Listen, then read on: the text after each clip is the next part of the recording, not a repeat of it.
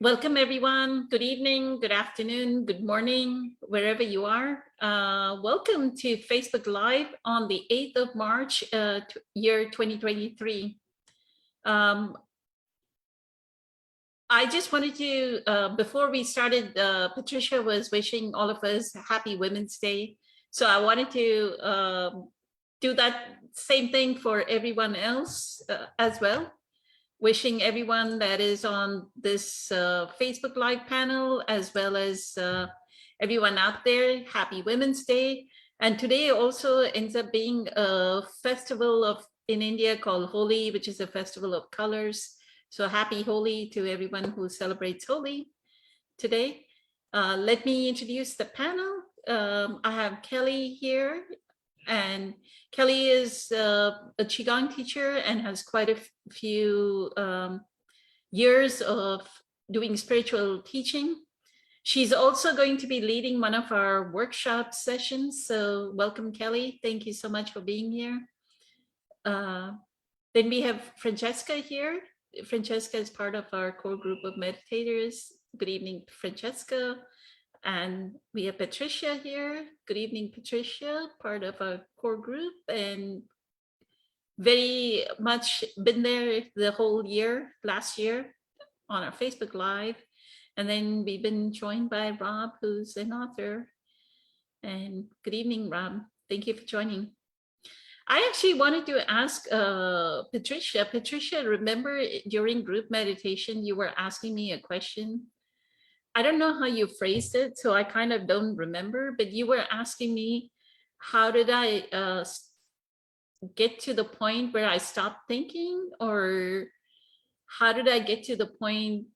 And I don't think I completely answered, because you had quite a few questions and I answered a few, and then I had to move to the other. Do you remember the question? So if you want to ask the panel, and then I'll tag everyone on the Facebook group. Thank Yes, you. I think it was a question about how come a person, tell me if that's the question you meant, because how come a question who can be so deeply in the meditation then just act so unconsciously in their real life? That's because Eckhart, in his video, we were watching a 20-minute. So I want to give a background to Rob, Francesca, and Kelly. It's that in the video, Eckhart says that there are people that can be in meditation, and during the meditation, they can go into a deep state of presence. But the moment they're out of their meditation, then they become unconscious or reactionary. So go ahead, Patricia. Sorry. And I thought my understanding was that there is so-called neuroplasticity, right? So meditation slowly, each time we practice, kind of clears or open up different connections or makes different connections in our brains, the ones for peace and consciousness. So I kind of don't know if it's possible to go back to the state of being unconscious because of all these new areas of your brain that help you stay conscious. So that was basically my question. How is it possible? It's the degree. I know that when you sit in meditations, you still have thoughts, but the degree, if there is such a deep degree of consciousness during, let's say, an hour and a half, and you can maintain it, how come after the meditation is over, you not carry this, to your everyday life? I know things are pulling you back, but you still have that presence power, the energy of it that would bring you back to the present moment. So now it's going to be probably back and forth for a while, but the more we meditate, the more we can stay, I guess, with the presence power. So my question is that your experience? Kelly, did you want to start off? Thank you, Patricia. Thank you for remembering that. Sure, I could start. I feel that it's because like when you're meditating, you're in a very I guess a controlled space almost, right? It's like you go into this place that's inside of yourself and you can be quiet, and maybe you can quiet your thoughts. Sometimes people suppress things instead of like feeling them, letting them go, etc. But it takes practice to take that space and then bring it into the rest of your world. So when you're getting ready for bed, for example, you have to feel that space, and it takes practice. It's like learning any other skill. At least that's how I feel it, because with my own experience, that I mean, I had a hard time actually just sitting and meditating for a long time, like years and years ago, which is why I like Qigong and I do Bagua, because it's a meditative movement where I can focus on myself, I can focus on my body, and I could hear the thoughts, and it was like, wow, that's really loud in my head. And then but the more you focus on your body and the more you focus on your breathing, and because my physical body was moving, I could then quiet what was happening in my head. And then it just took practice to do that when I'm washing the dishes and when I'm doing laundry, or, carrying it into other activities. Because there are a lot of things, because a lot of times I think, or I feel that we go, we lay down, we meditate, or we sit and we meditate, which is great, because I have a practice of doing that every day, as I'm sure a lot of people here do as well. But it used to be very difficult for me to do that. So the moving part of it was really important for me to kind of keep my physical body busy so that I could focus then on what it was doing, and I didn't have to have my thoughts bombarding me. And then I could actually feel when my thoughts were bombarding me and tell myself that, oh, I can stop that. I don't need to have those thoughts. I don't have to be thinking about the laundry or the kids or whatever. And over time, it becomes your more natural state. But sometimes people don't practice it outside of meditation. If you just do it for that 15 minutes, 1 hour, 2 hours, however long it is a day, but you don't carry it and try to practice it in the rest of your life, sometimes people just don't. So it is possible to have those two states and go back and forth all the time, but it does take even more awareness, I feel, and practice to actually carry that and go, oh yeah, when I'm doing the dishes, I don't need to be thinking about this. And you only need to think about something when it actually needs to be thought about. I don't know. Does that make sense? No, it is. What I meant also that, Mhm. it's almost like we're changing something in the chemistry of our body Mhm. by opening the Yep. brain, right? So my understanding is like you can't really go back. I mean, you can go back a little bit, but it's not going to go back all the way to the unconscious state, because something will be pulling you back to the present moment, hopefully, after all those hours of meditation, right? So you kind of have help of your body now. Before, body was putting you back, right? Because it had the memory of the programming of the old thoughts. Now, with the meditation, we kind of breaking that habit a little bit and putting new connections in our brains through that unknown, new possibilities. So now the body will hopefully, right, pull us back to that unknown now, away from the patterns. And that's what I meant. I Yeah. hope that Yes. you can never, like, the idea, I remember Byron Katie was explaining certain things, and she said, when you're walking in the like almost dark desert, and all of a sudden in the distance you see something lying on the on the floor, on the ground, and you think, your brain says, oh, it's a snake, right? It's a snake, and you being so afraid. Then you see with the flashlight that it's a piece of rope. So now you will never see a snake there again, because now you know it's rope. So when you just turn the lighter off, right? You know it's you know it. Yeah. It's kind But of, you also have to turn the light on to the unconscious patterns that you have. And when you're meditating, you may not be triggered to feel an unconscious pattern.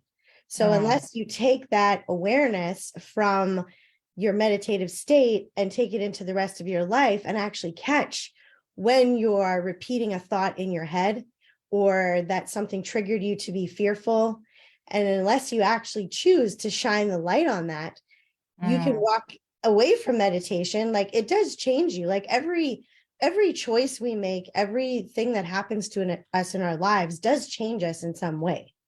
It's whether or not we're conscious of that change. And then if you're not, if you go, walk away and you feel very calm, but if you're not actually hearing now the thoughts that are swirling in your head, because sometimes people have so many thoughts that they don't, if you don't stop them and go, oh, what am I saying to myself right now? What am I feeling in my body?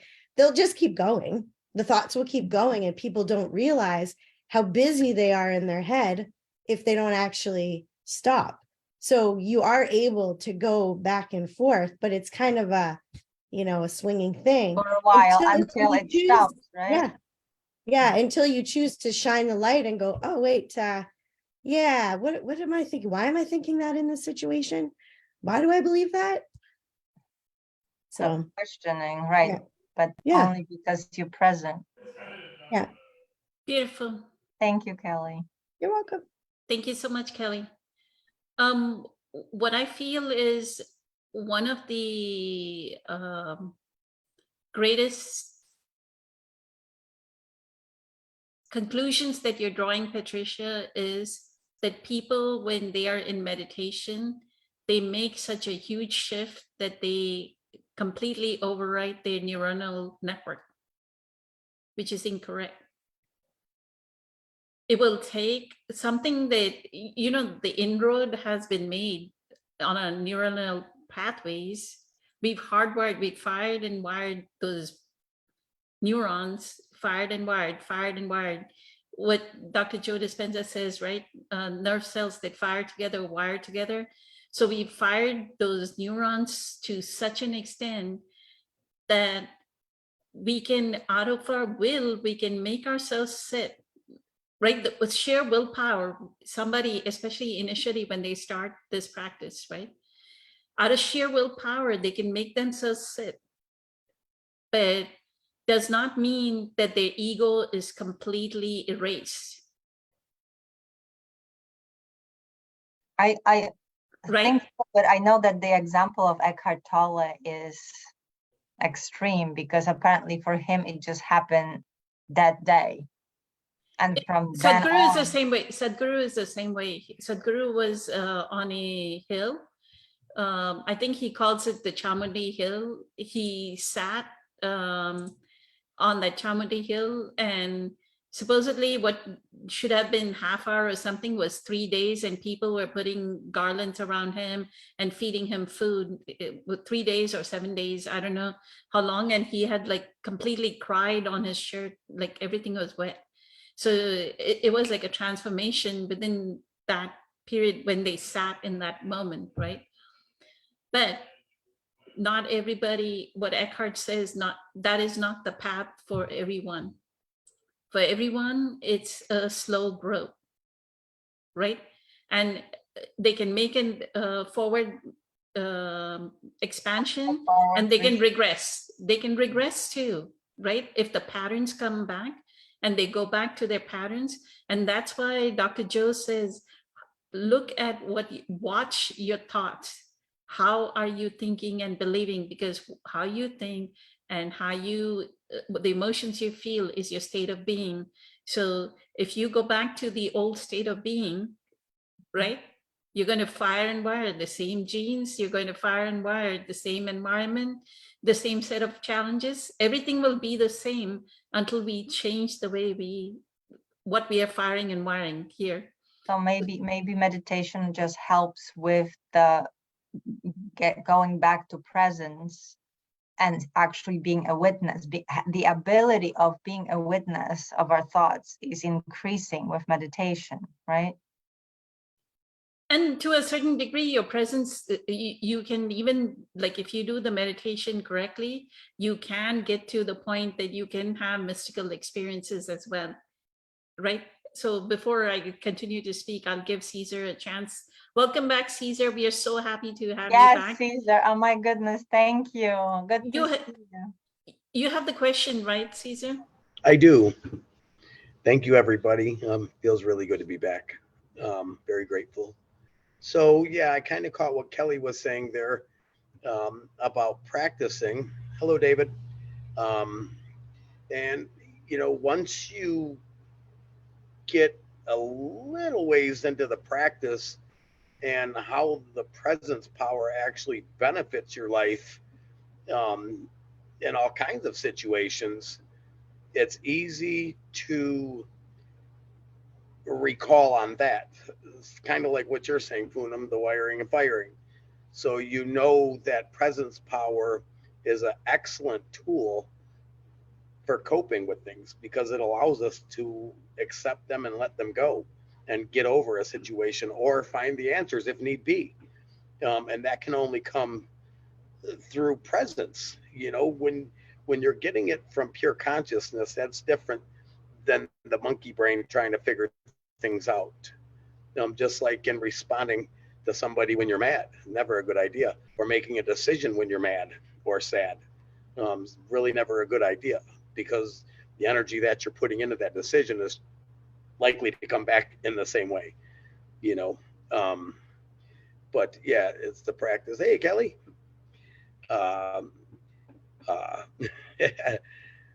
So yeah, it has to be a practice. And when you correlate the benefits of it, of being in presence, you understand better that you have changed according to how you deal with certain situations. The same situation is probably going to repeat themselves over and over in life in just different forms, different lessons. But it's your response that allows you to understand that you have changed or are changing. So one, you have to be in this state of allowing to let change always happen because the only constant thing in life is change. And two, when your emotions are here and there, Abel says it's a good guidance system to kind of let you know where you're at in your spiritual journey, in your presence power or not. That allows us to take a look inside first and foremost. When you have an uneasy thought and that thought only happens for a second, the more energy, the more attention you give that thought, the larger it becomes. And then the emotions start to kick in. The pain body starts to grow. If you can understand that if you just delve into the present moment, you can take care of that almost instantly. An uneasy feeling, for the most part, is going to suggest that you're not present, fully present. That doesn't mean to say that life doesn't continue to happen like this through the journey. But the response has to be something that is pacifying and soothing to your soul. And the best way to get them kind of results is through presence power, by fully being, engaged in the moment. You're here and now, 100% in it. Then you can look at things for what they are. And chances are you'll find that none of it's all that serious. Bickering with people at the office, not so serious. Arguing with the family member, who's right and who's wrong, not that serious. And one of the things, I get a lot of people arguing in the trades anymore, and I always just immediately say, okay. And now I see that they're catching on. You don't mean it, you're just being sarcastic. No, but I do mean it. Okay, it is what it is. And I respect your thoughts and your opinion. and I'll consider that. They would actually question you because they wouldn't, right? That this is how they interpret that you're okay, because that's what. Yeah, but they I think. understand what's happening. It's really not about the electrician knowing more than me because I'm not. It's about the ego wanting to be right at all costs. And knowing that it's senseless to argue with anybody about anything. It's just, I don't have a need. In presence, there is no need to be right. That's ego stuff. Mumbo jumbo, whenever you feel the need to defend yourself or defend an answer or an opinion, know that that's coming from ego. Because What that's, if I you mean, have to, if you have to make a decision and it's depending on, well, then let's you, say you have then you, one point of view and you believe in something and some other person is saying, no, we're not gonna do it because A and B. I can't agree with that person.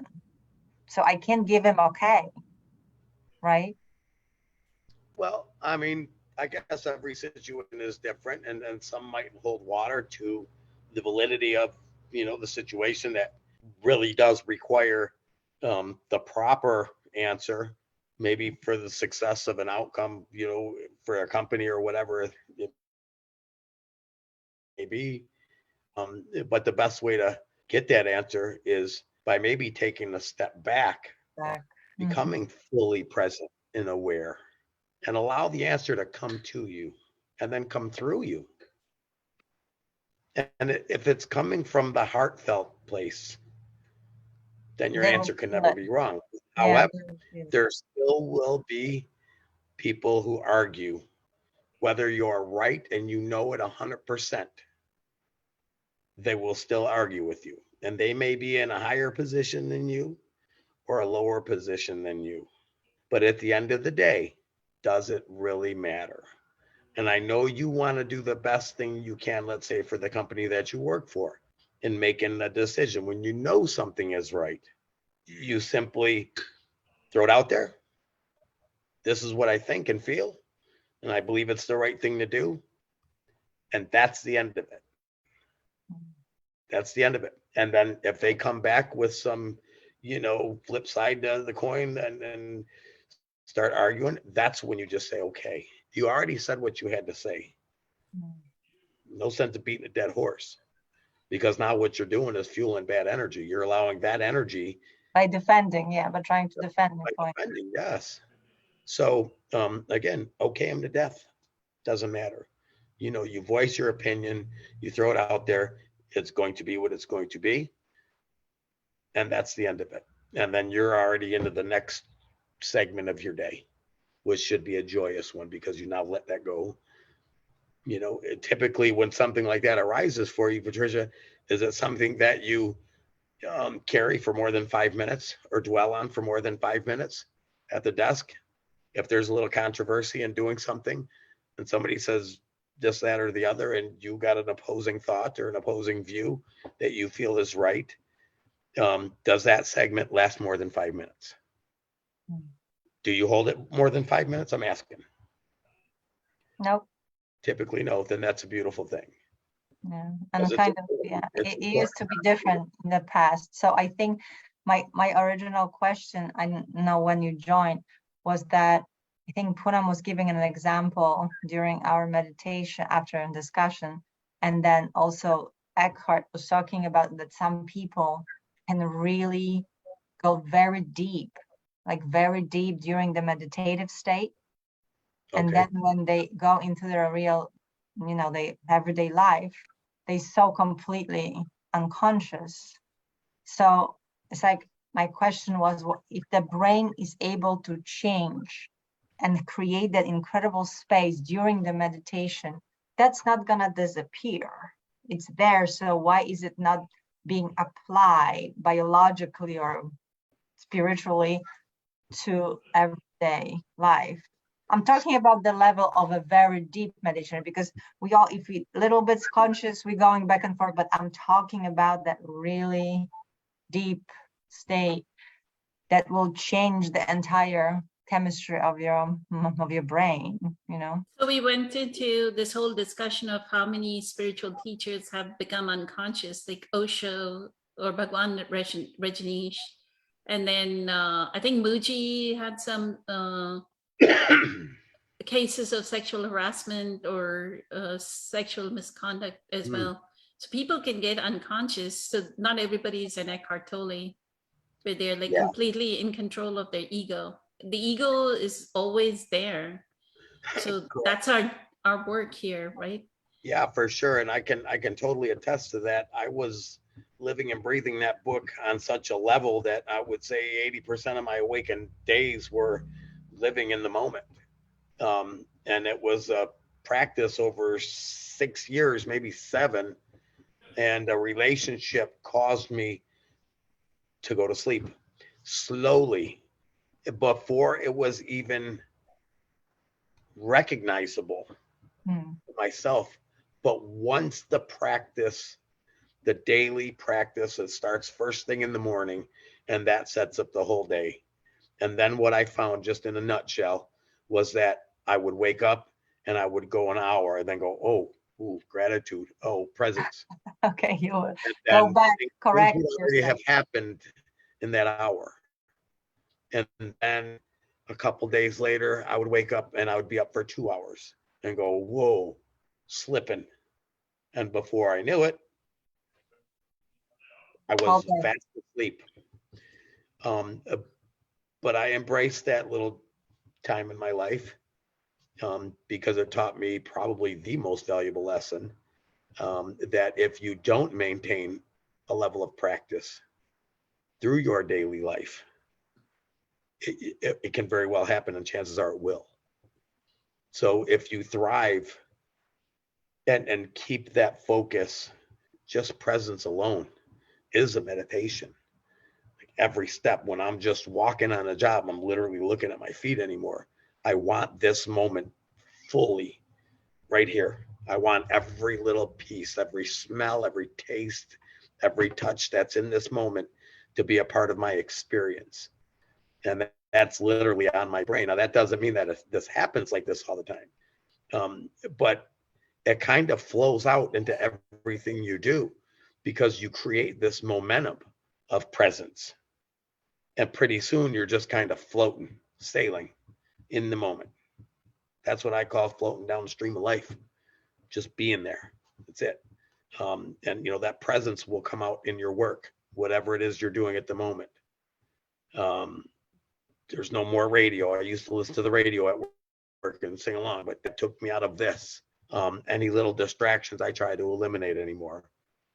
It's a beautiful thing because it's kind of contagious. So the people around me in the company, I don't have any requirements that you read this book. I used to, but I don't know more.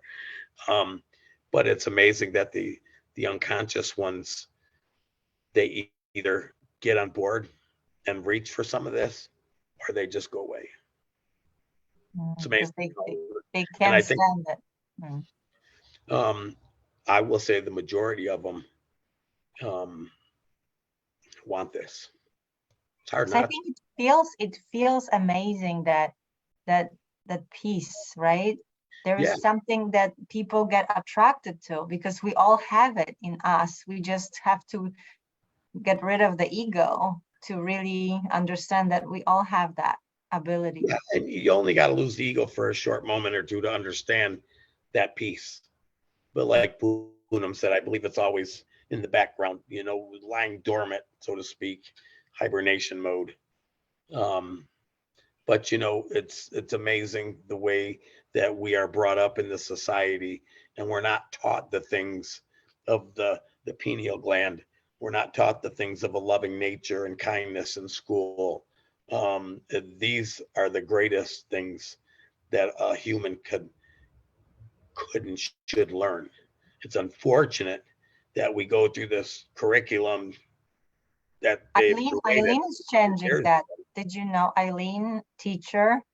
She Yeah. did the mindfulness and she's teaching, right? Elementary school mindfulness certificate. So I believe a day's coming soon upon us that this earth, let's just call it a new earth. I think that time is fast approaching us, where we're going to see changes in the curriculum. This crazy crap that they're teaching in schools and all this crazy stuff. I have kids that are just out of school, and I got grandbabies going to school. I'm concerned. Be careful what you teach my grandchildren, because I may be spiritual, but I can still be a grimy dude. Don't mess with my little bears. But it's going to take people to actually voice their opinions and do something, because if there's an issue, I learned one thing. I just seen the most beautiful story, and I'm going to share it since we're here and it's on my heart. So this girl says, I don't know why this is on my heart. She tells a story. She's in biology class, and she came into class one day, and the teacher had all the desks put in a circle and then a desk in the middle. And he came in, and on that middle desk was a goldfish in a bowl. And he came in, he took the goldfish out, put it on the table, and his instructions were that nobody move, nobody talk, or you'll instantly fail my class. And he walked out of the room. So for 5 minutes, a couple minutes, everybody was looking at each other going, what the heck? And finally a girl stood up and said, and she grabbed the goldfish and put it back in the water and said, screw this. At that moment, the professor walked back in and said, look what the world has done to you. You guys have been cheating yourselves of doing the right thing at the request of somebody, because it's gonna have this consequence or not. And the whole point was always do what's right. Always do what's right. Because if there is an issue, it's one thing to say, oh, that doesn't concern me, I'm not going to align with that. But if it's in your heart and it's on your, it's on your heart, I was going to say in your head, on your heart, it's important that you at least have some type of response to that. Otherwise, this society can go to crap real quick if we allow it to. We had that in the history done to nations. Yeah, and I don't want to get into the politics or anything, but so I was just trying to correlate that with what you were saying about, and it's not that I was saying don't argue with somebody. That's never good, but it is okay to have a conscious conversation that's based on understanding between two people. That's always healthy. Sharing knowledge. He's going to share his knowledge. You're going to share yours. Even though you think you're right, he thinks his right. Conversation is good. Arguments are bad. And my mother always told me it's not what you say, it's how you say it. You can be very rude in a very nice, compassionate way, if need be, to where you're going to get somebody's attention instead of sparking this anger in them by a tone that you use. Yeah. Letting them see the world through your eyes and vice versa. Thank you. Thank you, Caesar. Thank you so much. Thank you, Patricia. So I have been waiting for a few weeks for Caesar and Kelly to be on the same Facebook Live, because I don't know if y'all remember where y'all left off before Caesar stopped coming to the Facebook Live Q&A. We had a pending discussion. I said, next time we have a Facebook Live, we'll discuss this. And then Caesar never came, and Kelly was there, but I didn't want to bring it up until Caesar was here. So I'll remind all of you, this is like a conversation of almost 4 weeks back, 3 or 4 weeks back. And the conversation is, we were talking about bloodlines, and you said something about the Anunnaki. So do you want to explain that, Caesar? And then I want to go to Kelly so that Kelly can talk about bloodlines.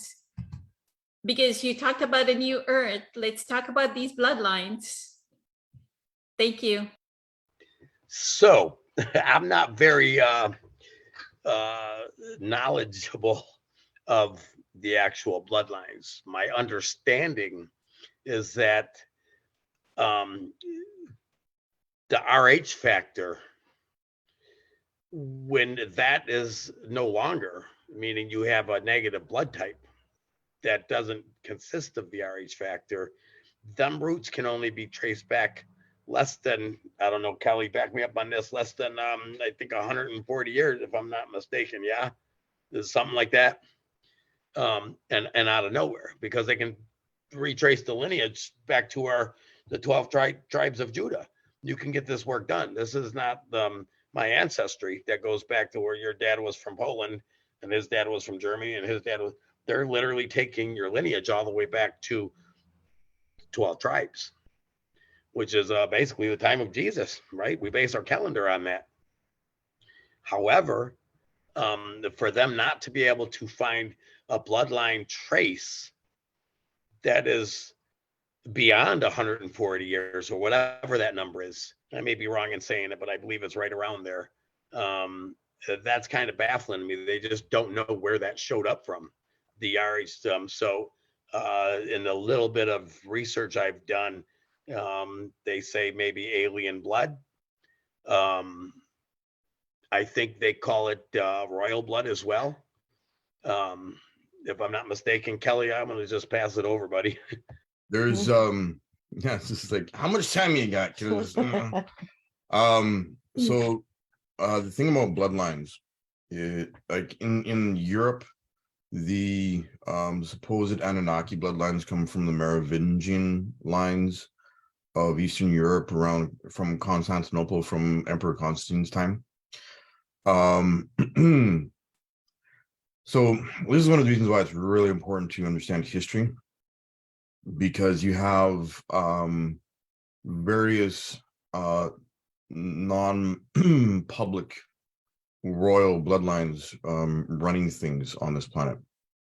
There are 5 major families around the world.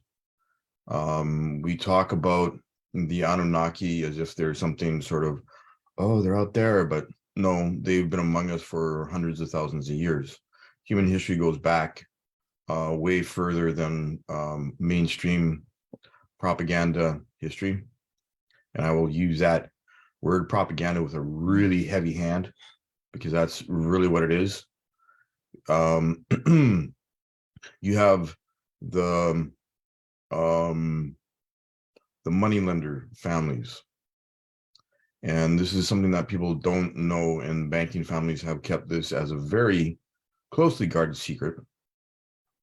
And yes, when you do ancestry.com and stuff like that, you can get results back where it says a non-terrestrial origin of, 3%, 7%, 14% even. And this sort of points to there being another history out there, right? Because that's really what it's evidence of.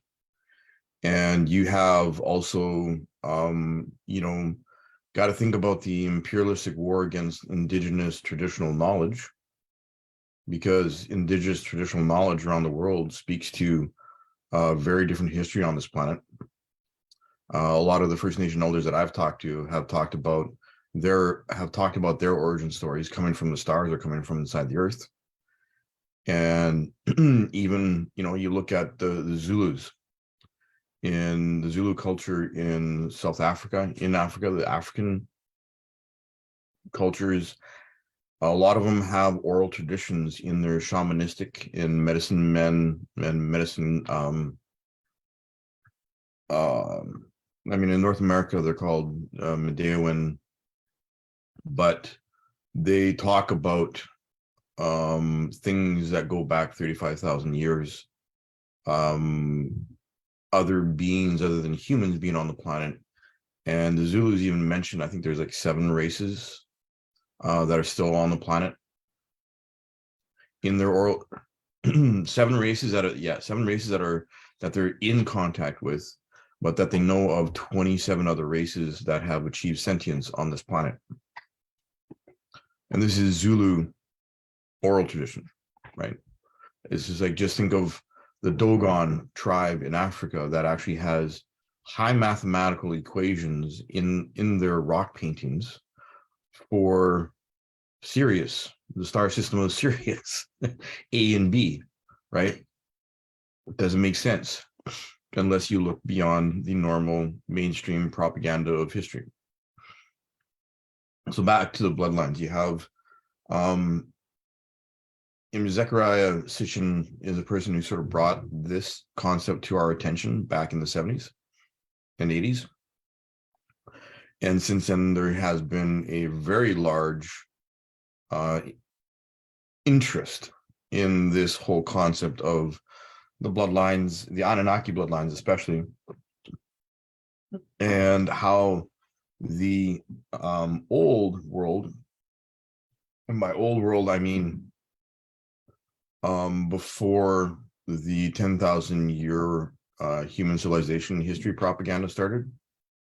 So we have this thing where mainstream history says that, you know, human civilization started 10,000 years ago. Except there is actually a lot of evidence for other things being present on this planet and other histories existing than what the Eurocentric, imperialistic, empire building propagandists wanted us to believe.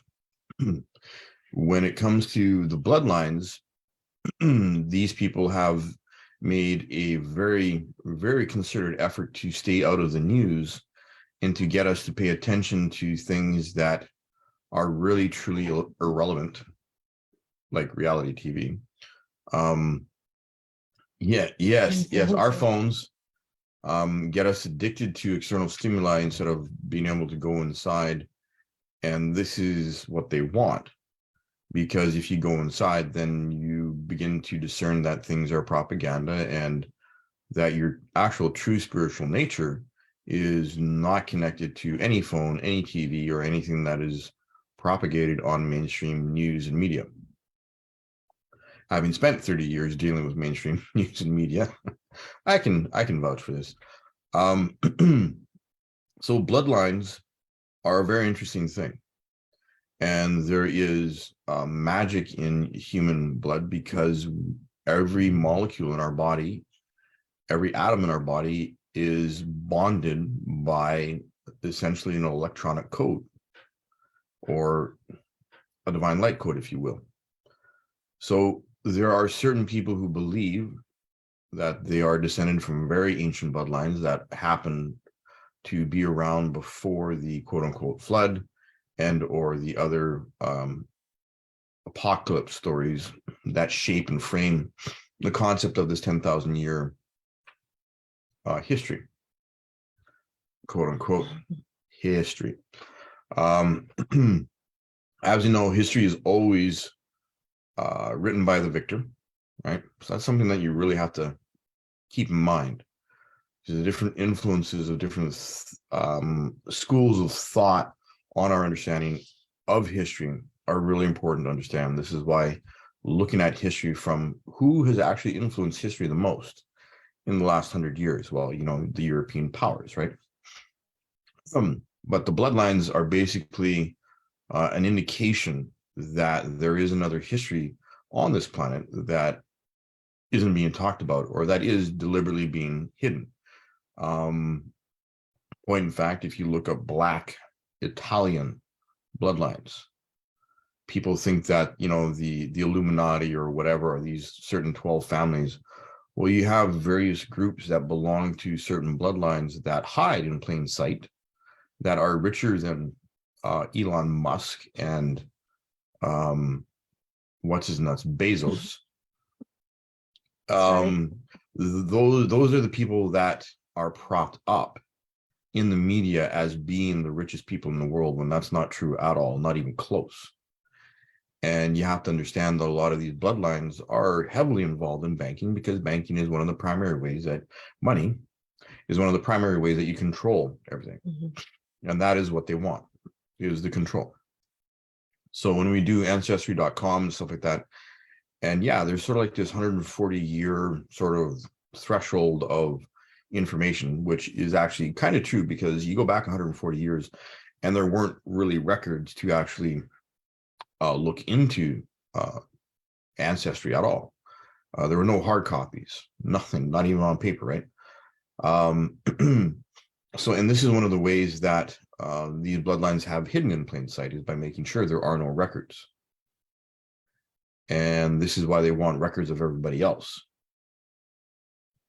because that's another level of control. And you have to understand that the bloodlines that are out there have existed and survived through control and control only. They don't understand how to let the human race just be the human race, because they've never done that before. But there are a lot of, I mean, now with the internet the way that it is, you got to find a browser that'll actually let you look for some of this stuff. You know, there you have like another level of control. I was gonna say, wasn't there in one of the, I can't remember where we found it, but there were 26 different human species or something? Or what is that? It's in, there's an interview remember. done by David Icke of Credo Mutwa. Credo Mutwa was a Zulu shaman, and in the interview, which turned into a book, and you can still look up Credo Mutwa, and I think you can still get the book, where he actually talks about the quote unquote alien races that have been involved in human affairs for tens of thousands, hundreds of thousands of years, plus the 26 other races. And this is why you have like on Hybrids or something. hybrids, yeah. This is why you have, you know, certain rock paintings and such things that are hidden and or fenced off by government. The conversations that I've had with First Nation elders here in Canada have confirmed all of this, where there are alien landing strips or pads out in the bush here in Manitoba that are fenced off and that are actually watched by armed Canadian military. You know, kind of like an Area 51 thing. We all know Area 51, right? Yes. So I don't know if you caught the interview on a couple of these old timers that are basically on their deathbeds, that were privileged enough to be at Area 51. You know, they're now releasing this stuff, Yep. you know, about the terrestrials that were basically, I don't want to say captured. Yeah, Matthias DeStefano. Yeah, I love him. He's awesome. Francesca. So basically, I mean, the Area 51 deal. So there was the Palladians, I believe, the Anunnaki, and basically what I've heard actually from Matthias DeStefano, as you just mentioned, was that we were basically an experiment. I mean, before us were the pyramids, and the pyramids really hold a lot of ancient wisdom and knowledge, suggesting that there was life from out there that was here before we ever were. And then the human thing turned into like an experiment with the Anunnakis, if I understood this correctly. Basically were their little projects, experiments, and then that is when the interbreeding had starting, I guess, or the hybrid, I guess you would call it, right, Kelly, or no? Yeah, there's my understanding is like the Anunnaki or those beings and races that position themselves to be our quote unquote gods, Right. Yeah. had projects that they wanted to create, and they needed a builder race, and some of these races created humans in a way where humans, the original humans, were perfectly balanced and aligned with Source. yeah. Slaves. No, they weren't exactly slaves. The whole slavery thing happened after humans revolted and fought against their quote unquote masters. Yeah. And then the masters decided to separate, and so basically humans were initially designed with, on a scale of 10, they were like a 15 power wise, so that they could build all these projects really, really fast. And then what happened is they got their power turned down to a 0.000001, so that then they could become slaves and work in the 3D world without any concept of their nature, Right on. Yeah, that's kind of how I. where the veil comes in. So humans, all of us, have within us this ancestry, this origin story of master architect geneticists coming in and designing humans so that they were aligned with source, so that they could get things done fast and be controlled. Except when you have a being that you create that is aligned with source, that also means that they have access to information that you may not necessarily want them to have. Because if you're educated, you realize that you have options other than being you know, a laborer for somebody else's project. Heck, you know, you might want to go out and paint the sky blue or something. So what I heard was there's a spiritual teacher, Elizabeth April, who does I think remote viewing, and she was talking about that originally humans were brought in by aliens as slaves to mine gold, because Yep. they needed gold for whatever planet or wherever these beings were, the Anunnaki, they needed gold for their planet or their survival. Yeah, that was sort of like the second round. The asteroid field that exists in our solar system used to be a planet that was blown up in one of these civil wars. Okay. And yes, the thing about gold is that it is atomically stable to such a precise degree that it can, I mean, why do we use it in our phones and like in computer chips and stuff like that?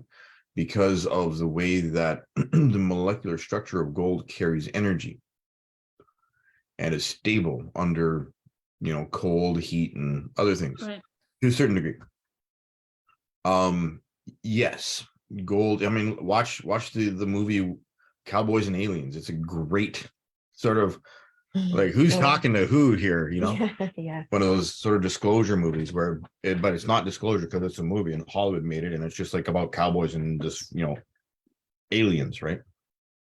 Or the most recent King Kong movie, King Kong and Godzilla, where they, you know, you discover that there are all of these secret technological bases working on a remedy, and they have all of these underground bases and underground tunnels and underground subway stations, basically, that people don't know about. So yes, the story of Marduk, the planet that used to be there that is no longer there, that is now an asteroid field, is one that is actually present in a few different cultures. The Zulu culture here in North America, I've heard it repeated by Anishinaabe elders, Dakota elders, Apache elders, Dene as well.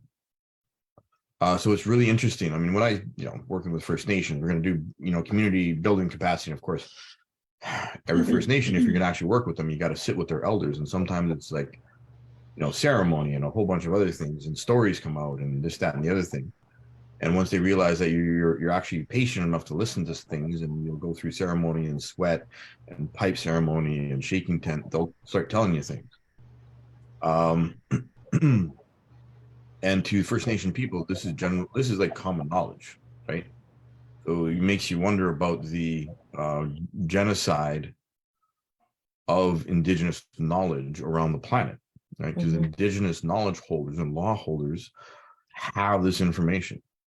And it's a little bit more commonplace here in Canada because, well, some of the areas in North America where the First Nation peoples actually have survived and thrived are here in Canada. And the oral tradition has remained intact. So yes, the whole story about humans being designed to mine gold. Yeah, that's something that I've heard from various different elders. And that there were cultures and also civilizations that some, like the Blackfoot or the Sioux, where they came up out of the earth, right? Because that's where their civilization was.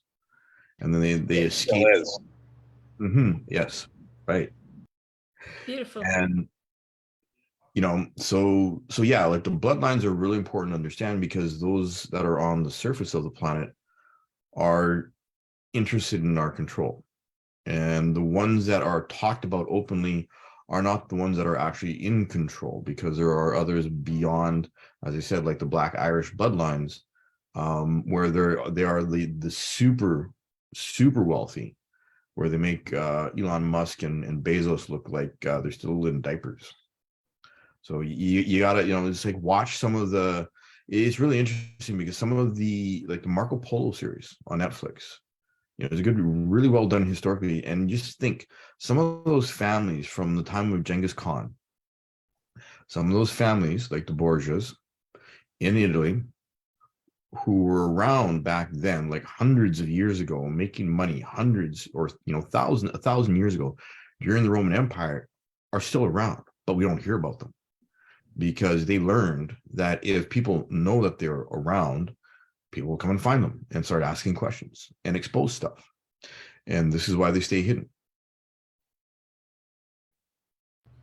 Yeah, Incredible. I agree there. I just want to comment really quick. You mentioned about remote viewing. So I got a little history on remote viewing myself. However, I'll speak a little to something that a few of the top remote viewers in the world had done a study, and it was all pointing to Antarctica. They wanted to know what was there. And these three individuals from different sides of the earth all came up with the exact same thing. I mean, the details in which they all implemented was insanely crazy. So we know Antarctica is the most heavily fortified and guarded area on the entire planet by just about every Yep. country. And so these guys were just super detailed on the civilization that's actually there. I think it's almost 20 miles beneath the ice, if I'm not mistaken. Does that sound right? 20 Yep. miles? Yep. Um, Well, so, and you got to wonder. You got to wonder. We have all this propaganda in mainstream media about Russia and Ukraine, except the Antarctic Treaty. If we were actually at war with anybody right now, the Antarctic Treaty is actually signed by everybody in NATO, Russia, Yeah. China, yeah, like all of the big names. So why is that still being respected when everything else seems to be going to pot? right. It's not a mystery. Some know, some don't. Just saying. So what is the tribe, or what is the civilization? So this is an alien civilization, but and back to what Kelly was just referring to, and I know some people are watching this, and maybe some people on the panel are thinking, crazy about some of the propaganda stuff, but this is true. So I've been actually studying this for probably about 15 years and how these people operate, that Kelly are talking about, these five families. And it's no wonder, and we started the segment off, I think I might even said something about it sad because we're not taught about the most important organ in our bodies. We're not taught about self-love and self-care. We're not Pineal taught gland. about, yeah. Come on, I learned about the esophagus and the Golgi apparatus, and the femur and all that stuff. Why is this never mentioned? It's for a reason. Yep. This is what is your connection to source, all that is.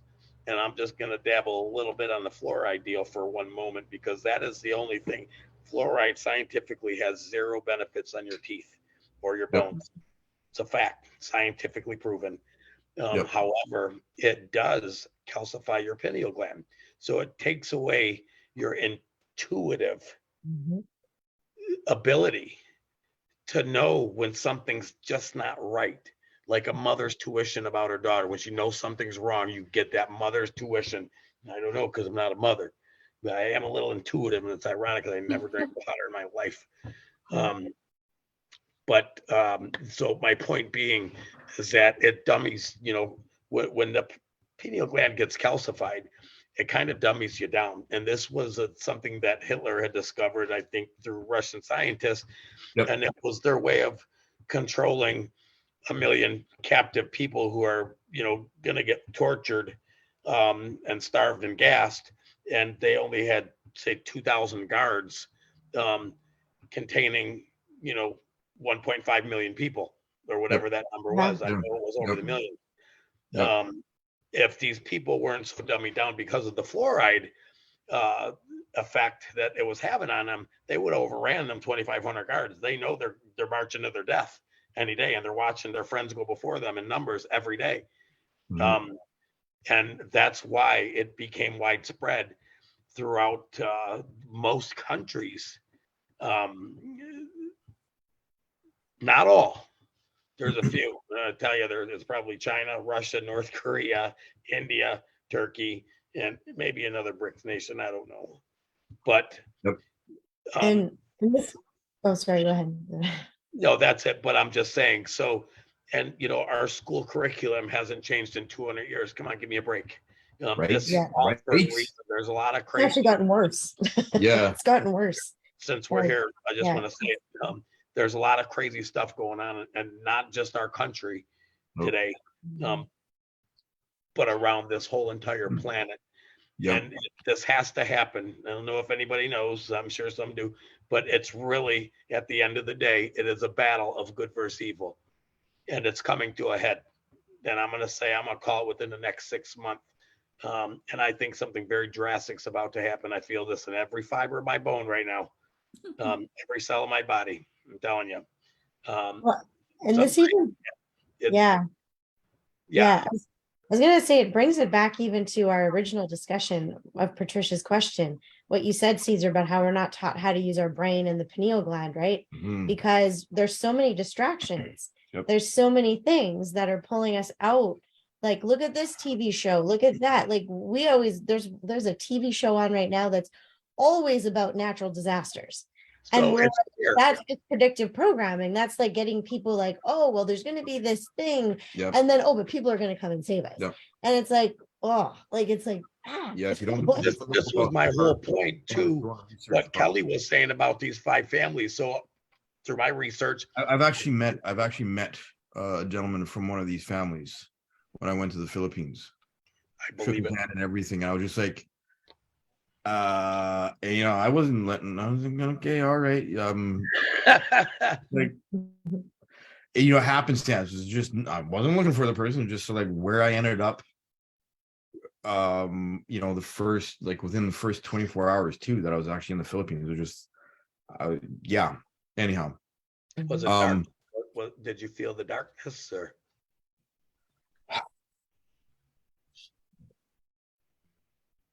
well, Caesar, as an intuitive, right? If you've ever practiced psychometry, and you touch somebody, and they have an openness to the darkness, you can feel that in them, right? And depending on the level or depth of their involvement in certain things, you can feel back through their family lineage. Yeah, that's what I'm talking about. You did? Yeah. Same level of sliminess as when I shook Justin Trudeau's hand a few times. Yeah. But so my research it showed me, and I don't talk about it because it's very controversial, and most people are just like, yeah, you're crazy. But it wasn't for them why I studied. I wanted to know. I'm running out of conspiracy theories. Yeah, that's Well, funny. and even though, like people are listening to us talk about this, it's, you don't have to believe everything that we say. Yep. It's fine. Correct. But also, if there's something that resonates and you go, oh, that's interesting, go look into it. Yeah, go look into it. Exactly. And that's what Our history is not what they tell us. I agree. And it can be really kind of mind blowing. Yep. But I agree. it's what we were talking about at the beginning. Question what you believe. Correct, but more so do the research. So like Yeah. MK Ultra, it was a thing that basically, again, the Russians kind of, the KGB came up with on how to mind control people. It was the Nazis. It was the Nazis first using the fluoride in the death camps, the LSD in the death camps, and their concoctions of amphetamines and cocaine and stuff like that in the death camps. What the Nazis did in the death camps is just ridiculous in terms of human experimentation. So why we have the Nuremberg Code, which seems to could be completely forgotten the last 3 years. Well, they're gonna get woke up. Oh yeah. So actually, to follow up on what Kelly was saying about Patricia's initial question. Thank you. So Caesar has brought up fluoride. Fluoride literally is like a dampening field in the human body. Not only will it calcify the pineal gland, it will cause the nervous system to not move information along the nervous system as fast as it actually can. So having been a meditator and having actually been in a spot where, or a place of learning where I could sit for 3 hours, no problem, go out into the world, and I'd be a mess some days, right? Actually stepping through, because what people don't understand is that the ego can be suppressed and it can seem like you have actually achieved enlightenment. And I've experienced this, stillness. or stillness, yeah, and I've experienced that delusion about 3 times in my lifetime, in my 20s. And this is why having your own personal practice, your own personal points of reference are so important. Why it's so important to educate yourself and to give yourself context about the understanding human anatomy, understanding human psychology is so important. Because I have met some really high level teachers who are supposedly enlightened who are not, who are actually still broken inside and haven't recovered from the trauma of growing up around their parents, or the abuse from their dad or their mom or whatever, but they have so much control that they seem utterly and completely still because their control is so strong. And I know this from personal experience because I've been in that space where, growing up in a French Catholic community and not being French and Catholic, and, you know, being on the receiving end of tremendous amounts of bullying as a kid, and, you know, that's how I got into martial arts, you know, et cetera, evolution and progression. People can get really good at suppressing the ego, like really good. And I'm talking like, you know, I thought I was, you know, at one point I was, yeah, very delusional in my 20s. And I will fully admit that and own that, because that was a very profound, humbling, very ego crushing experience to realize that I was actually suppressing my ego. I was suppressing my feelings. I was suppressing all of the negative thoughts in my head that I actually had. And I was not aware of it at all until I had someone kick my butt who had actually been in the same situation before themselves and understood what I was actually doing. You know, and at first it's like you go through the whole process of, you know, denial, anger, you know. Reading some Kubler-Ross is really, really great on death and dying. One of the best things I've ever done for myself, because you literally, everything that you have to go through emotionally, mentally, energetically to let go of the ego and to let go of control is in that book on death and dying. So this is why having, and in my experience and what Kelly and I talk about, and why we teach Qigong, why having a physical discipline is essential, because your physical discipline will help you align, will accelerate your ability to align with yourself, to be present with yourself, and to understand what that feels like physically, so that when you are around people who claim to be, and you don't feel it in their bodies, you'll know that they are lying. Or they're telling only half truths because they've only got half of the equation. It's very easy to get the mental emotional suppression going through meditation and mental discipline. But to actually have a physical point of reference for feeling the cosmic ocean, like literally walking through your personal experience of alignment and knowing what that feels like in your body. This is why meditators can be like amazing meditators. And it's like my experience. I was like amazing at meditating. I could sit 3 hours, boom, time disappears. Awesome. Go out in the world, and I could not hold that focus, because I didn't understand. I was projecting onto myself that my discipline I should be able to, like, no matter what. So I would just dismiss any emotion or mental thought that came up that disagreed with what I wanted. So, right. Well, and actually going back to biology, Yep. we're taught a lot about what our body is supposed to look like, how it works, right? Yep. Physiologically, except our brain isn't the only thing we're not taught how to use. We're not actually taught how to use our organs properly. Yep. And we're not taught how to use our heart properly either. Yep. Because if you actually understood, like, we have the capacity to actually control it's not really control, but to use our bodies, like, and our organs as these energy vortexes. We're not taught how to do that. Yep. And it becomes a process to learn how that you can actually use all of your organs Yeah. for your health, for your benefit, for energy, like for everything. Yeah, you got to wonder why. I'm not saying that I know how to do all of it, but that's one thing that I'm personally learning. And to me, I'm just like mind blown that there's other people talking about it, and finally, things I can learn, because people are going, oh yeah, this isn't really how the heart works. And you're like, what? So Yeah, speaking, it's right, amazing. yeah. Yeah. So speaking on bloodlines, the Rockefellers, when they got involved in the medical industry, and it is an industry because it's all based on petroleum usage and the creation of pharmaceuticals through petroleum, right? The Rockefellers are one of these offshoots and one of these bloodlines. So makes you wonder, why would they pay out of pocket for entire medical schools? Why would people's understanding of their physical bodies be so important to them that they would spend trillions and trillions of dollars over, the last 100 years building and maintaining and promoting a very limited perception of the human body? For the level of, I didn't figure out that everything vibrates in life, or that even a rock has rudimentary consciousness. These are things I only learned through stumbling across Tolly's work in my 40s. These are the things, the essence of life that should be taught. Yep. And at 3, look how young our children are starting school now. 4 and 5 years old. Yeah. Because we know what you put into that Programming. paradigm, that subconscious ends at the age of 7. Yep. We need to get a hold of our children before they do. Yep. Thank you, Caesar. Thank you, Kelly and Kelly. Incredible. Great conversation. Let me move on to the other panelists.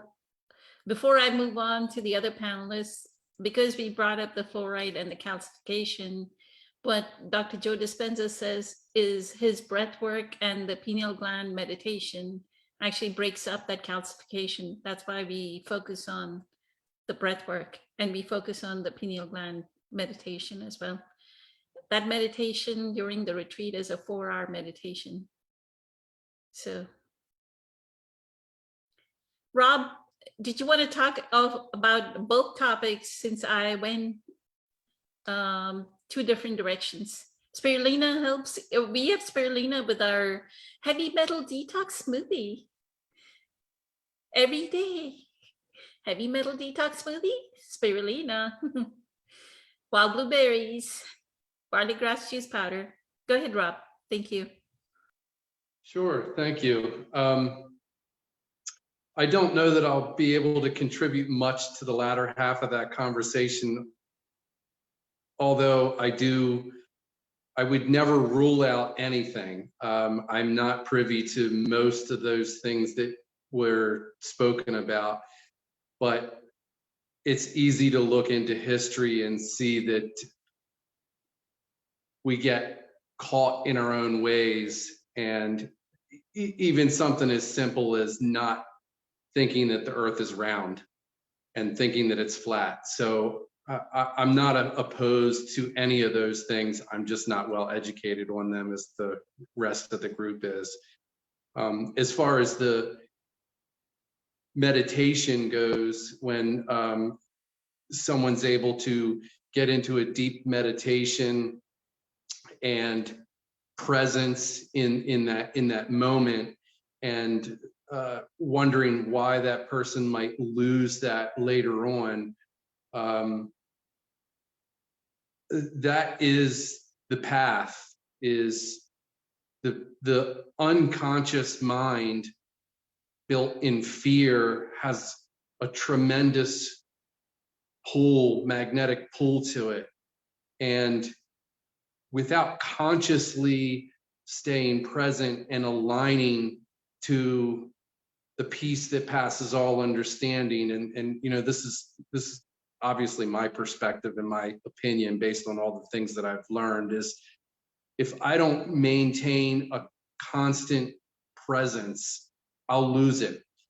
And I've noticed over the years now, I don't have to consciously try to keep that peace that passes all understanding with me as much as I did years ago when I first started this practice. So the magnetic pull to unconsciousness is less, but it's still there. It still happens occasionally. So I think that's just a matter of kind of, if we let our guard down, it's easy to be pulled into the unconscious or out of that present moment. And I would also add that being present is being at peace, and being conscious and present is being having this internal foundation of peace. And unconsciousness is fear. And so I have a little alarm bell that goes off and says, hey, I'm not settled, I'm not comfortable, I'm not at peace.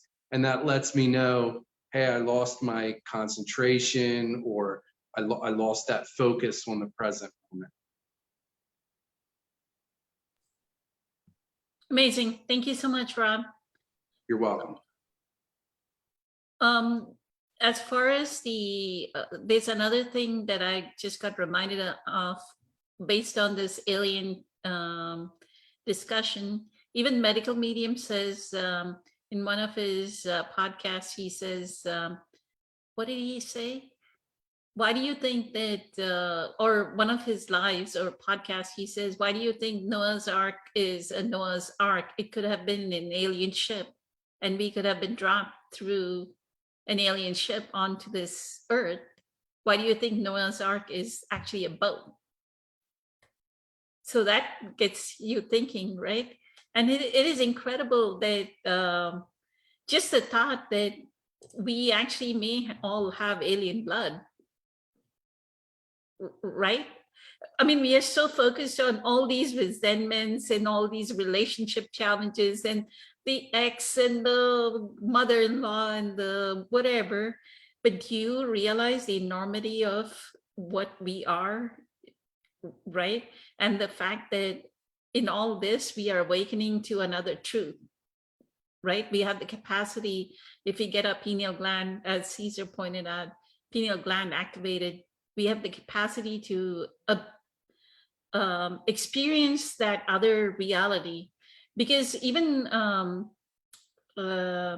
if you'll look up on YouTube, even Dr. Joe talks about these blue creatures, or blue, they are like 30-foot creatures that come, or 30-foot, and they have blue bodies, right? So when we go through, there's an in-person coherence healing that happens, right?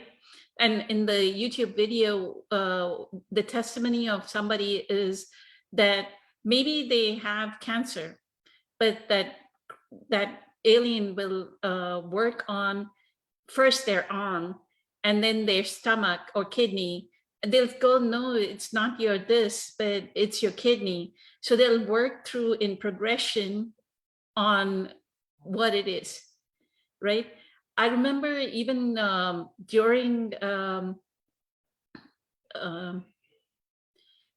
retreat, I actually fell on my right shoulder, and I could not move my arm. Like I couldn't move my arm. It was like I had to take this left hand and move my right hand. Like this whole thing was like locked, right? And I kept mental rehearsals of, I can see myself, like I couldn't even take a rag and like wipe my kitchen counter. Like it was something like that. I couldn't take a microfiber and wipe. I didn't have that, whatever happened when I fell directly on this right shoulder. Like maximum weight of my body went on my right shoulder. So I don't know what trauma I gave to my right shoulder. I could not move, I couldn't wipe, I couldn't, probably I could lift something, but I couldn't like comb my hair, I couldn't put on my clothes. Like I had to put on my shirt like by bending down, not move this up, right? So I kept doing mental rehearsal of seeing my arm moving, right? I don't know, one night something happened and I woke up and I kind of knew that my hand by itself was moving in my sleep. I mean, something happened. Like I kept doing the meditation as well, right? And I had just come through like a week long, all day long meditation. So I think the effect of the meditation was so I kind of healed I have not gone to a doctor. I haven't gone to an orthopedist. I haven't gone to a chiropractor, nothing, no physical therapy, nothing. And it's fine. That night that I saw the arm moving, after that, I got my movement back. So with that, I'll go to Francesca. Francesca?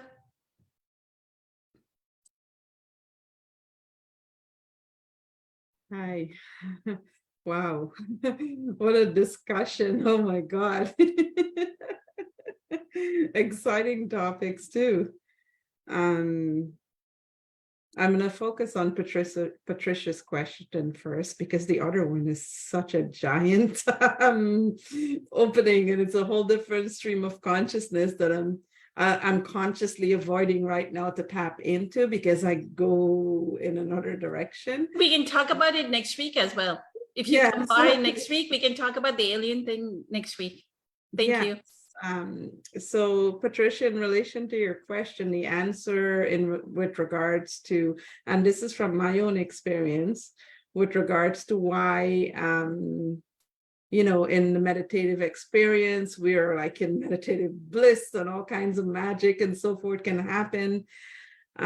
Yet when we are no longer meditating, you know, we go around in our day-to-day lives, we become unconscious. This happened to me a lot in the beginning of my journey. And I think that, well, the first Kelly, she nailed it when she talked about practice. The answer is practice. So yes, we have these experiences in meditation. In meditation, we come into great wisdom, you know, an understanding of what's happening and so forth. Because when we meditate, we're creating that space within us, and then that channel of wisdom starts to come through. But in order for us to fully, you know, pierce that veil of our subconscious mind, it takes a lot of consistent practice. And I'm talking about practice, not just like once a day, every single day. I mean, like every single moment, whether we're doing the dishes. She actually gave great examples, you know, when we're going for a walk outside, when I'm going to Starbucks, no matter what I'm doing, I am, you know, when I come into that wisdom, I'm like, oh, I'm going to apply this, you know, so I call it integration into my day-to-day life. And if, you know, the reason why we do become triggered in the earlier stages is because we're carrying pain bodies, right? So those triggers are actually basically designed to show us. It's why I say everything is a mirror, there to teach us something about ourselves, because when we become unconscious and we're triggerable, right? And something happens, we become triggered, and then we show up from that pain body state of mind, right? We show up from the ego, which is beautifully orchestrating that pain body imprint that's within us. So what I've done is like I use, you know, again, I go into reflection. I'm like, oh my God, why did I respond that way? You know, why am I feeling there's anger there? You know, and I start to go through that self-examination process. If I'm unable to do it right away, I do it the next morning in my meditation. So it's the pain body that so the more we do this work, the more we understand our own state of consciousness, our own pain body imprints, our own egoic state of mind in relation to how it's, you know, wired and how it orchestrates these pain body, you know, arising, the more we can actually dissolve. Because every time we self-examine, when we become triggered, for example, you know, I'm sitting going, oh my God, okay, I'm feeling angry. I'm aware that I'm feeling angry. And I go into that energy. I'm actually becoming present with the feeling of what I'm experiencing, right? So here I am doing this practice of presence. Another way of doing that is when we meditate, right? And we're having great spiritual experiences and that we're experiencing great depths of wisdom that's coming in, right? Or let's say when that's not what's happening, say we're meditating and it's a monkey mind day and all these things. Let's use the monkey mind, actually, it's my favorite example, right? One of the things that I have my clients do is I call it the joy exercise, but part of the joy exercise is actually journaling. Because here is the beautiful thing about journaling. So let's say we meditate, we wake up in the morning and this is actually how I spend my day. So I wake up in the morning, I do meditation, some reflection, self-examination and so forth. I come into wisdom. Or I'm having monkey mind and I'm feeling triggered, something angered me, some family, something, or whatever it is that's going on. I reflect on it in my meditation. If I have any questions, I would ask, but then I would take my journal right after meditation. I would go outside for a walk. I would stop at the Starbucks. I call Starbucks my portal because I would go sit in there. And what I would do is when I sit with my journal, I would take a few deep breaths. And then I would guide myself back into the memory of my meditation that morning. So now I am journaling from the memory of my meditation and I'm remembering what thoughts I had, and as I'm journaling, I'm asking the question. So technically I'm journaling, but guess what? I'm also meditating. So I'm imagining my meditative experience. And at the same time, I'm journaling the content of my mind, what came up, and as I journal, I'm actually channeling, because what happens as I journal, I become a channel because I'm finding answers, profound answers to questions. And this is why I call Starbucks my portal, is because that's literally what I do. It's like huge amounts of channeling, right? And it's like, holy cow. Sometimes I can't even stop writing because my arms feels like it would fall off and I can't even stop myself, right? So, a beautiful way of practice and really seeing and understanding that pain body. I think Rob used the word understanding. I say understanding is everything in the journey. With understanding, we open up all those other portals, right? Understanding gives rise to empathy, because how could you see the truth and not feel empathy, like for what's happening, like, my God, like sometimes I'm like crying buckets, a lot of times actually, I'm crying buckets of tears when I'm not laughing, because of depending on what I'm examining, right? So understanding unlocks empathy, and empathy gives rise to compassion, because when you're feeling that empathy from that depth of understanding, it's like, my God, you can recognize the ignorance of the ego mind that's causing this to happen in the first place, right? And when you can experience that compassion, forgiveness, all the other stuff automatically happens, right? So there is like, that's my kind of a little formula of how I use that. But the key to experiencing that continuous, so that state that you experience during meditation when you're not meditating, is practicing every day, every single day, practicing. So integrating what you've learned into your day-to-day life, even if you don't know whether it's going anywhere or not, even if you can't see, I say, the path, right? Trust in the process, because what you're doing is you're building trust with your intuition. You're connecting to that which, in your waking moment, that you in the beginning will only connect to during meditation, right? So it's practice. I say practice, practice, practice. Practice is the answer. And Kelly the first Kelly give great examples, beautiful examples of different ways to integrate it. Again, like doing the dishes, cleaning the house. When I sweep, I'm like, okay, I'm sweeping energy, I'm clearing energy, and so forth. So there's different things that we could do to apply that wisdom that we come into during our meditations. And my mantra is ask and you shall receive. So if you're asking when your eyes are closed, or you're asking when you're journaling, both are just as powerful. Because again, the type of journaling you're doing it from that meditative state, because you're taking those breaths, you're closing your eyes. I take my breaths, close my eyes. I plug in my high vibrational music list, actually, the solfeggio frequencies or whatever it is that wants to, show up that day. I allow YouTube to guide me because I feel like I've synchronized cosmically in that regard. So I know that whatever it presents to me to listen to, that's what I'm supposed to listen to. And I know it probably sounds strange, but I do. And so I listen to high vibrational music. But again, even though I'm writing from the memory and from that state of consciousness that I was in when I was doing my meditation, because my eyes, are open when I write.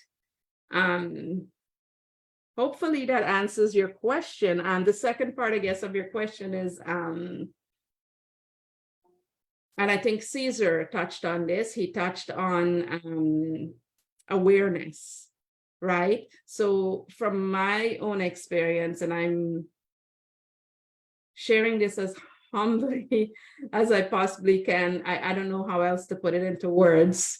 The Tibetan Tenka that I have behind me shows the different veils of consciousness that we, there are different veils that we pierce as we evolve. So it's different veils of the subconscious mind. And so the black elephant becomes illuminated and so forth.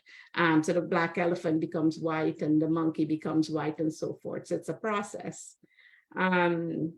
So I was stuck at the seventh veil for years. In fact, I didn't even know if I would have been able. At one point, I was like, oh my God, I stopped counting years because I was like, this is the hardest veil to pierce. And I'm just like, oh my God, I'm probably going to die. And maybe the next lifetime is when I'll come back and finish piercing this veil, because I was going back and forth, back and forth. And then my beautiful friend, God bless her, Karma, about a month or so ago, we were having a conversation, and because by then I wasn't meditating daily anymore, and I was beating myself up because I was like, oh my God, I'm going to, I was scared that if I no longer meditate, that I was going to regress, the ego mind was going to come back, and here in my mind, I'm like, my God, I'm struggling to pierce this veil. And, the 50 questions was coming up and I kept going in the circle of beating myself up. And then she said to me, something very simple on the phone. She's like, and this is after she had put me through the process of asking me some of the deepest question humanity or on the earth. I call it the deepest question on the earth. We had a conversation with that in relation to humanity and all of this stuff. And she said, Francesca, I know you love asking questions and the self-examination process, and you've been doing this for, years and years. And, she's like, you've come into the wisdom of understanding, so you don't need to ask those questions anymore. And I thought, I kept quiet, right? Because I'm like, I didn't know what she was saying. Like for me, I was so obsessed with, my process, my whole everything, where I had gotten so much answers and so forth. I couldn't even imagine not asking questions or not, and so she's like, it's okay if you don't meditate every single day. And I'm like, again, I didn't know what she was saying, right? Because I had all of these resistance, and I had been, crucifying myself about not meditating every day and so forth.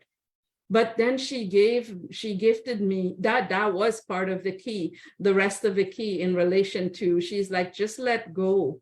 She's like, you've already come into wisdom. Just let go and allow yourself to just be. And trust that, if yes, when you're going to teach, whatever is going to arise, that wisdom, it's going to be there. Because in my mind, I'm also in, I was also in the state of mind where I was like, God, I had like 6 strokes, So I was scared that somehow my brain had been physically impacted, and that's going to impact my ability to teach or to even remember anything. And also I had all of this stuff going on, right? And in addition to beating myself up for dropping my practice and so forth. But you know what the beautiful thing is? I learned from that whole process was letting go of my practice itself and then listening to that advice that karma gifted me. And the practice that we did, I think that was a Friday, and by Sunday morning I was doing my Zen practice with my teacher. Between the two, all of a sudden I was like, okay, I'm just going to surrender. I'm not going to think anymore. I'm just going to trust that, everything that she said, I'm just going to let go. Like, here you go, universe, kind of thing. And the last few months has been like the most beautiful experiences that I've had. Can I put it into words? Not fully as yet. I'm still moving through the shifts of those experiences, but what I've learned is that this and I think Kelly touched on this because it happened to him when he was sharing, and part of his story, he mentioned it happened to him, is after a while, when we come into a state of pure awareness as we evolve along the Tibetan Tengta in those fields, right?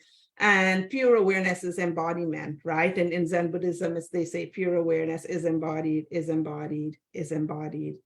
Pure awareness, my awareness, your awareness, all awareness, right? The interconnection. And so it's powerful practice. And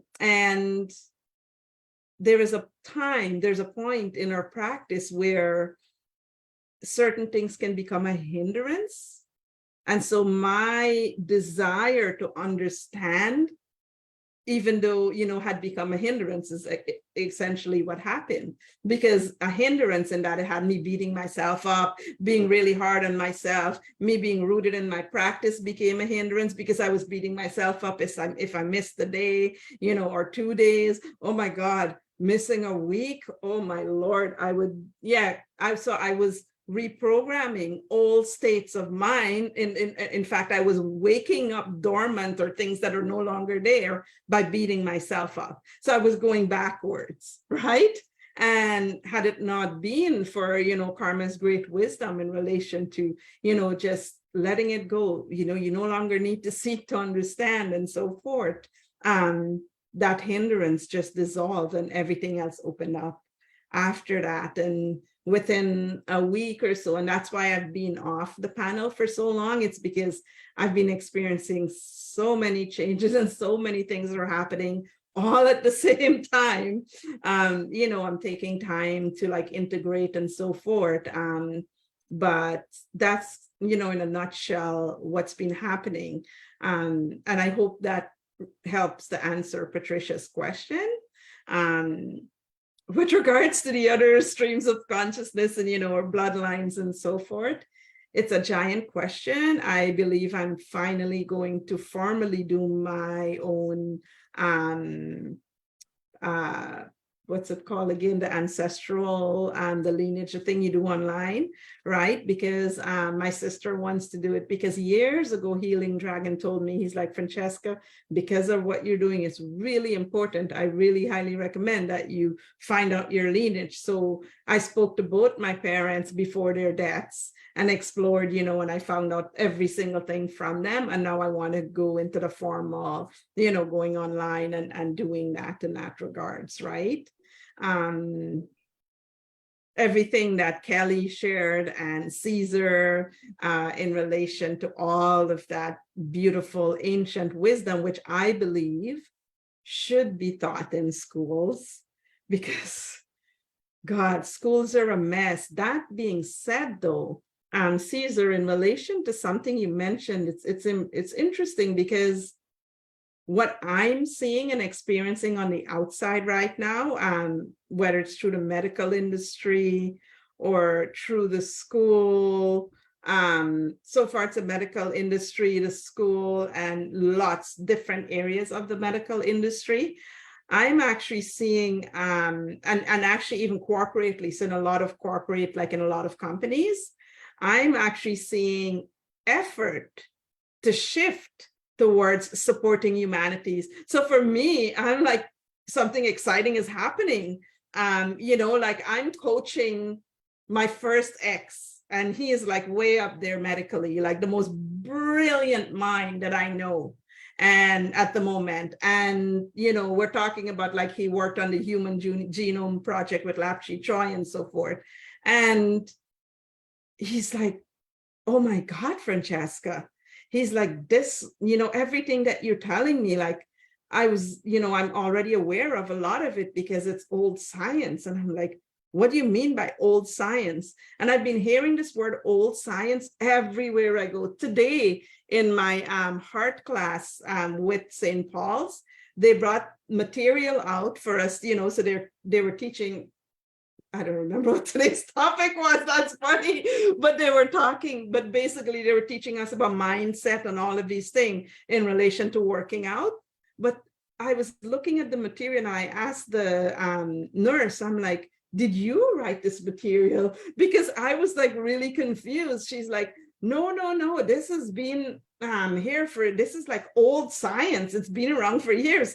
And I'm thinking, old science? Well, so I'm seeing a lot, and the beautiful thing is the material is the stuff that we're all teaching and the work we're doing. So I was just like, I got like really high excited again, I was like, oh my God, like, and I said, all science has this stuff because this is the stuff that I'm teaching right now. And it's, from this awakening that's happening and so forth. So that's what I'm seeing everywhere. It's like, everybody, it doesn't matter whether you're the dark side or not, there's an effort that's being made all across the planet. I'm sorry, it does matter if it's the dark or light side, Francesca. Yes, it's a huge, for huge me, difference. that's the way I'm moving through the journey, because I try not to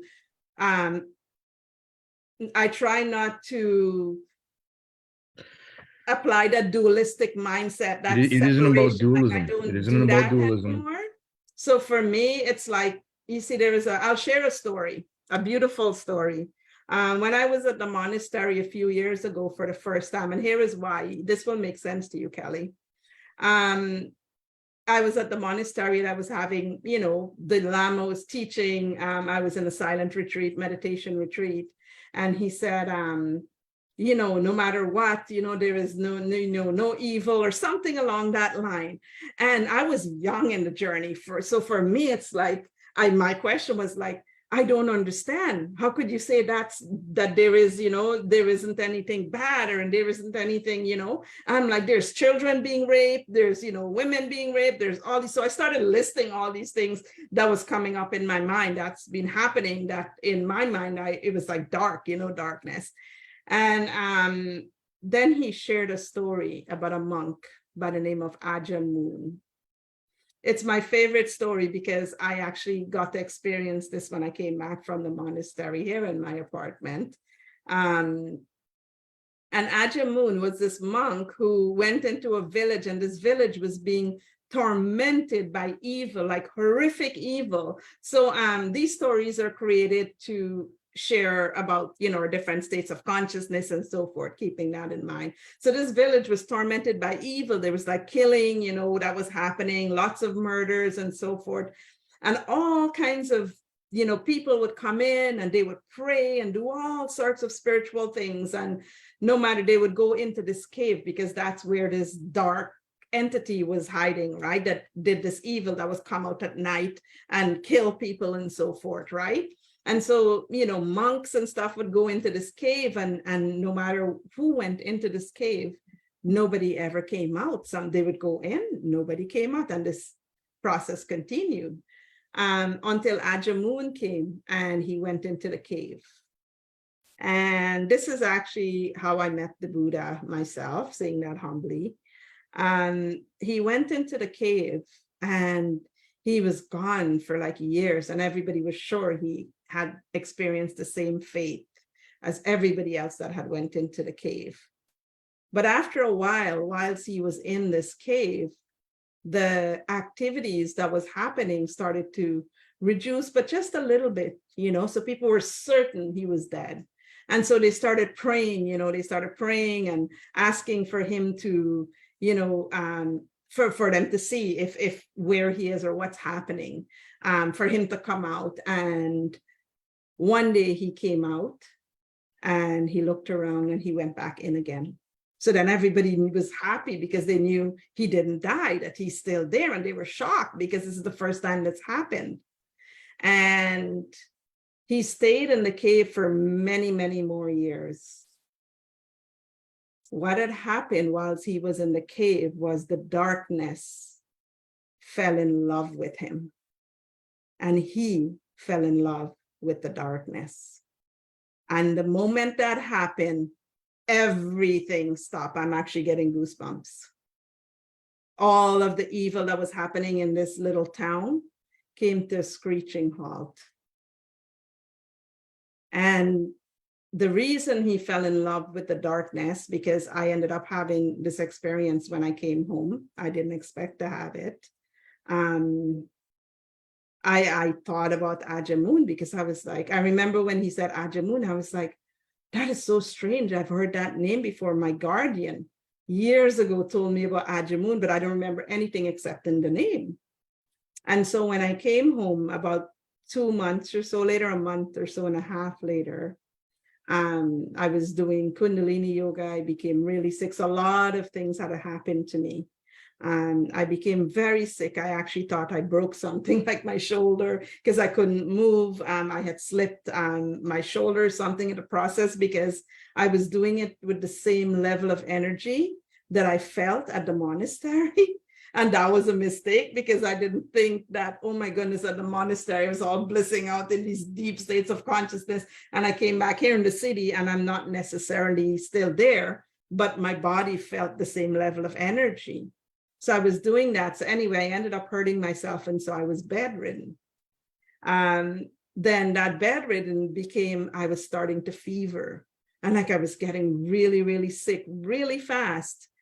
This was actually when I received my purification experience. I didn't even know it was a purification experience until afterwards. And it's when I was sick. So during that time was when I experienced that Ajamun, because what the universe showed me was every single thing that had happened since the beginning of time. I actually saw clearly the two states. So I saw the brain and everything that we had created. So, I call it this side of the fence, right here, this 3D and everything. So from the Cabal all the way through every single thing. I actually have a diagram because in the middle of that, so on that side, the diagram is actually the spine, and then the short circuiting of the Kundalini energy, which keeps that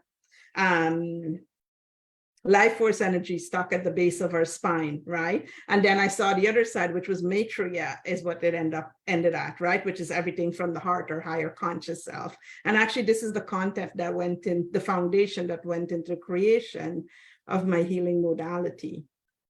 And what I saw was so profound, yet it was so sad, but I experienced such great depths of understanding that night, before midnight, I was bawling my eyes out for the darkness. Thank you, Francesca. Thank you for explaining that. Kelly, what were you trying to explain? You didn't finish, so. Well, first of all, dualism is not about good and bad. Dualism is about the swing through emotional and mental extremes, which can be mimicked by shadow or the darkness and present itself as the light. This is why having a physical embodiment practice or a physical practice of some kind is incredibly important.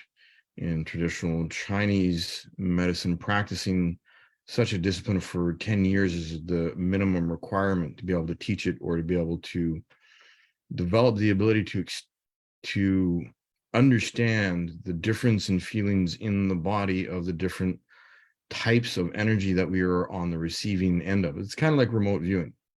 I've done a little bit of that too. But the Qigong is way more potent than people generally realize if they haven't practiced it. But duality is not about darkness and light. Duality has everything to do with the way that you are using your awareness or not using your awareness or being conned by the darkness. So this is why having a discipline that allows us to understand the feelings in our bodies, in our minds, is really, really important. You know, I'll call myself a Buddhist or a Taoist or whatever, but those things themselves are just illusions in the face of the realities behind the veil.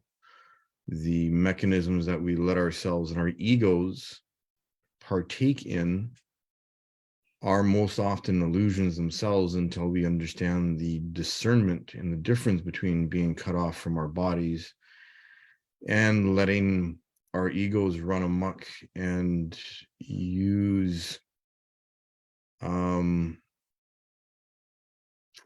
our intelligence against us. There's, you know, there are things that you say, Francesca, that I remember the spaces that I was in 20 years ago, where you remind me of where I was 20 years ago. And it's wonderful to hear that you're having such a substantial journey.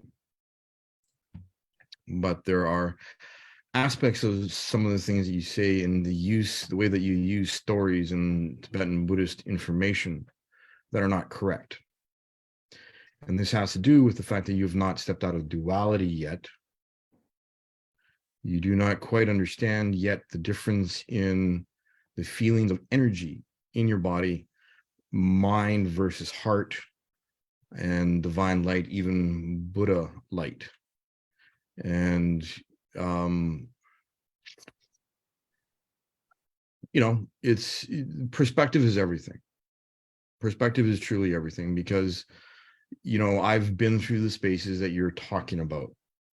Even the Tibetan Buddhist constructs of information are limited by their cultural filter of being Tibetan.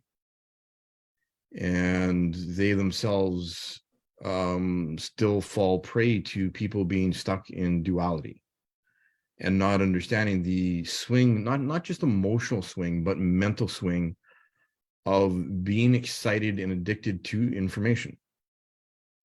And this is something that I've experienced as well. So this is where I'm coming from. It's always wonderful to hear about people's healing spaces, because it's really, really important for people to understand that they can heal, that they don't have to be stuck. Mm-hmm. And it's really, really important for people who are actually finding the courage to heal to share their stories. So while I sit on this panel and partake in this panel and share with this panel, there is a lot about physical embodiment that is not understood in the world. And by physical embodiment, I do mean alignment. I do mean about being present with ourselves. I do mean about being in conscious participation.